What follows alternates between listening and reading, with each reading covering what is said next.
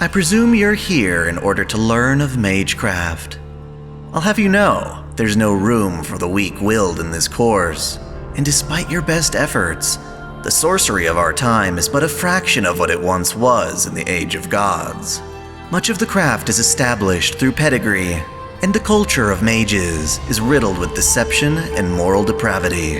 That said, if you insist, I shall do my best to educate you in this miserable, yet fascinating world.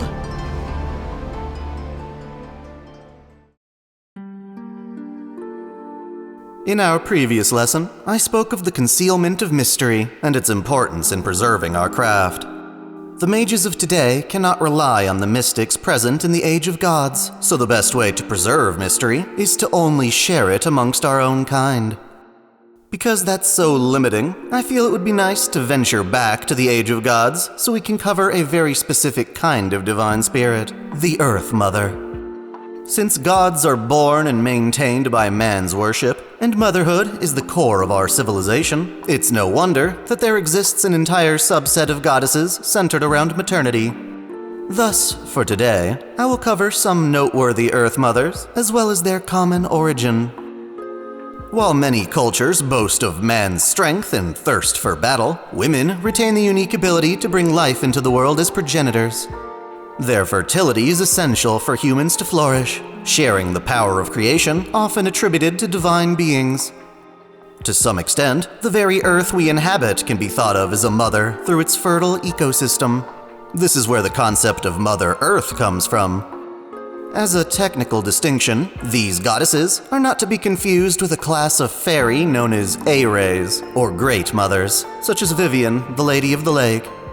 She and her kind aren't born from human worship, but are actually divided spirits of the earth itself.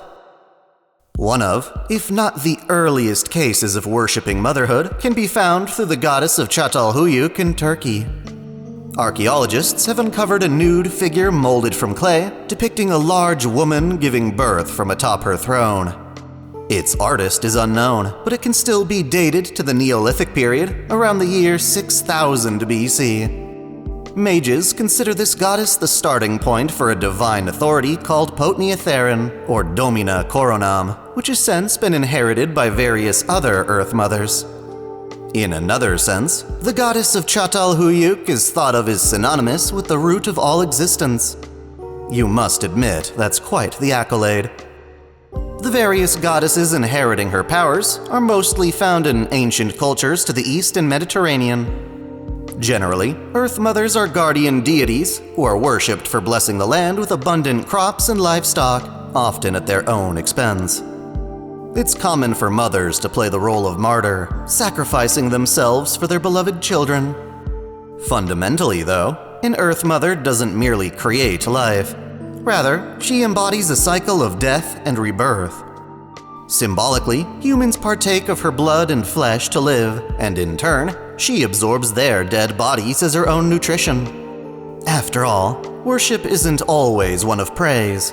It can also arise from fear. The wrath of mother goddesses is attributed to natural phenomena such as craters, volcanoes, caves, whirlpools, and typhoons. Less threatening would be the sky and moon. Just as much as they birth mankind and provide them prosperity, Earth Mother goddesses are known for birthing evil monsters and death. Their destruction paves the way for survivors to bask in fertility. It is a sacred, symbiotic relationship. The only way to escape this cycle is to reach for the stars and vacate the Earth itself. Some believe that doing so is Çatalhöyük's wish for us. Until then, our entire civilization is akin to an infant sucking on the Earth's teat. A handful of Earth Mother goddesses found their way to Mesopotamia, the most significant of which being Tiamat, the goddess of beginning. She and her husband, the god Abzu, emerged from the primordial sea of dawn to give rise to the rest of the Sumerian pantheon. Tiamat represented the ocean's saltwater, while Abzu embodied freshwater. When Tiamat's divine children chose to rebel against Abzu, her love for them had her stand by and watch their revolution. As consequence, she too fell by their blades, bisected to form the heaven and earth mankind inhabits. During this tragic betrayal, Tiamat chose to birth 11 magical beasts as a new generation of children, though all of them were slain alongside her. Effectively, she was treated as a discarded womb, shunned by her children, and forced to serve as an ocean mother. From the realm of imaginary numbers, she awaits her chance to return to our plane of existence. Should she do so, Tiamat can expand her sea of life as a black mud known as the Chaos Tide. Simply touching this dark water will corrupt living beings into enemies of humanity. It is very much akin to the black mud overflowing from Fuyuki's Holy Grail. Her Potnia Theron authority effectively makes her a moving factory that births magical beasts en masse. Ultimately, she is a beast of humanity whose threat stems from her genuine love of life, tainted by her horrific betrayal. Another Mesopotamian Earth Mother is Ishtar, the goddess of beauty, war, lust, discord, good harvests, and fertility. These traits may seem counterintuitive, but given the coverage so far, it actually falls in line with others of her kind. Also known by her Sumerian name, Inanna, she is a goddess of Venus with many divine authorities beyond Potnia Theron. As one of the most powerful goddesses, Ishtar either blesses or torments people on a whim. Famously, she had Gugulana, her monstrous bull of heaven, ravage the citizens of Uruk in a feud with their king Gilgamesh. This was after she fell in love with the king, and he rejected her proposal. Again, Earth Mothers are to be feared just as much as worshipped. Closely related to Ishtar is the Phoenician goddess Ashtart, who also inherited Çatalhöyük's Potnia Theron. Many Greek gods were considered Earth Mothers, despite their foreign ancestry. Originally, our pantheon of Greek gods were machines who traveled to Earth from an entirely separate universe. They landed as a fleet of ships in search of a new home, ultimately being accepted by the planet as divine spirits. Not to be confused with the planet's will, Gaia was a prototype starship that became worshipped as an Earth Mother. As the supposed progenitor of gods and mankind, she also gave birth to dangerous beings like Typhon. Demeter, who also goes by her Roman name Ceres, is known for gifting the Earth with ambrosia, a food of immortality. Again, she was once part of the 12 Olympian starships from another universe, but after her machine body was destroyed by the white titan Sephar, she gained new fame as an Earth Mother goddess. Famously, Demeter is featured in a tale in which the god Hades abducts her daughter Persephone, making her into the underworld's queen. Athena, or Minerva, is one of Zeus's many daughters, worshipped as a goddess of wisdom and strategic warfare.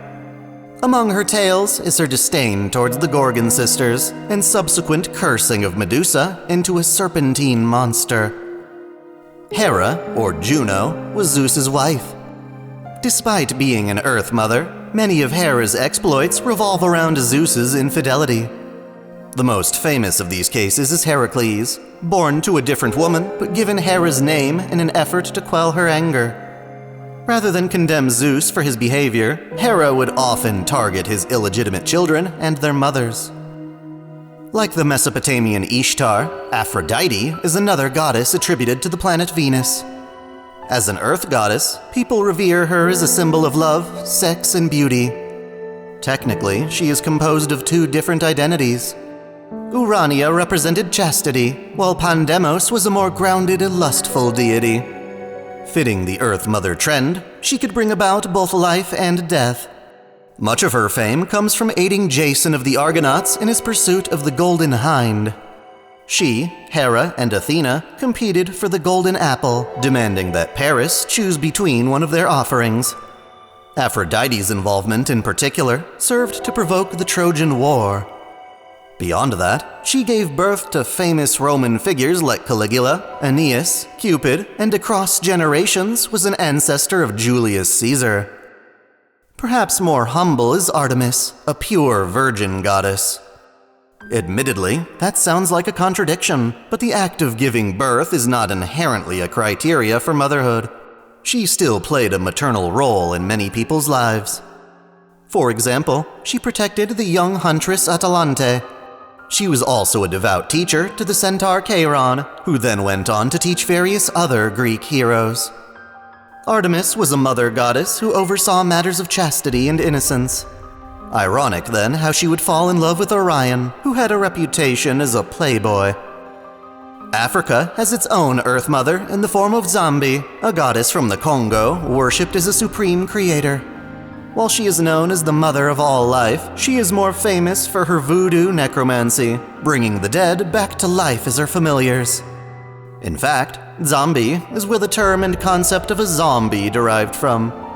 Once again, this isn't surprising, given the nature of Earth Mothers to be both bringers of life and harbingers of death. Such powers are highly coveted, with those wishing to harness Potnia for themselves. BB, a rebellious AI within the Moon Cell, compiled data from Çatalhöyük into herself.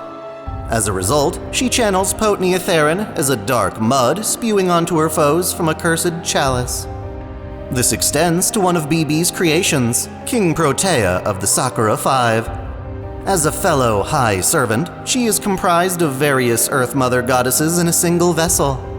Specifically, she contains data from Titan, Aravata, and Tiamat. Rather than simply replicate another goddess's data, the mage Kiara Seshoin claimed power in her own way.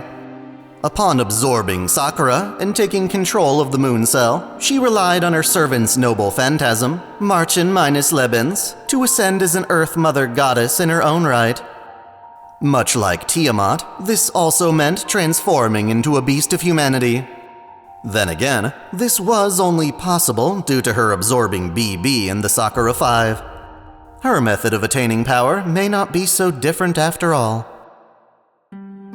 In summation, among the various divine spirits from the Age of Gods, one goddess in Çatalhöyük was considered the primordial Earth Mother. Her divine authority, Potnia Theron, empowered her with both life-granting and life-ending properties. Following in her wake, various other goddesses with similar maternal attributes wound up inheriting Potnia Theron, carrying on what became a legacy of Earth Mother goddesses. Even though said goddesses no longer reign supreme, there are those who wish to channel Potnia Theron for themselves. Within the Moon Cell, the AI BB and her derivative High Servants inherited Potnia Theron by integrating with the data of Earth Mothers. Kiara Seshoin then absorbed those AI to ascend as an entirely new Earth Mother. It's worth noting that such a feat is exceptionally rare, but intriguing all the same. Since modern mages can only hope of wielding such awesome power, they've had no choice but to adapt to the world as it is today. Part of this includes the formation of Norwich, the department of modern Magecraft. It is the hub through which these lessons derive, so for our next one, we shall give Norwich its due recognition.